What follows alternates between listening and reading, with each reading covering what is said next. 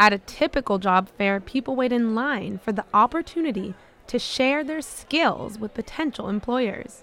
But for Wanda Woods, her history makes getting a job a lot more difficult. I was sentenced to 15 to life in 1990 for second-degree murder. Until about 2 weeks ago, Woods never thought she would have this chance. I believed wholeheartedly that I would die in prison. But she's here, alive, well, and ready to take the next steps in her future. I started to heal. I started to understand what changed the course of my life. I understand why I had the behaviors that I had. And I realized that I didn't have to be my own worst enemy. For the 4,000 women who are currently on parole in the state of California, a sign like this can mean the world.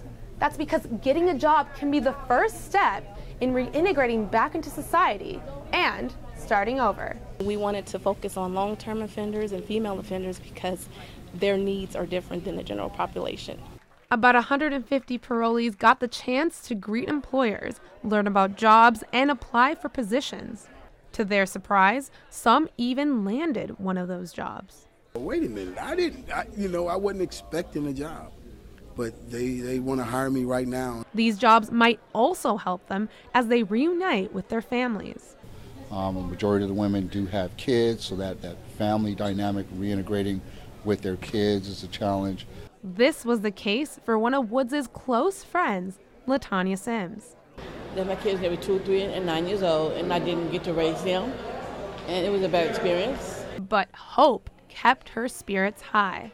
Life is precious today, and I would never take advantage of that. God got me back all the way.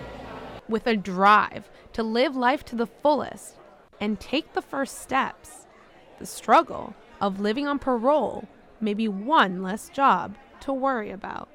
For Annenberg Media, I'm Gabriella Vidal.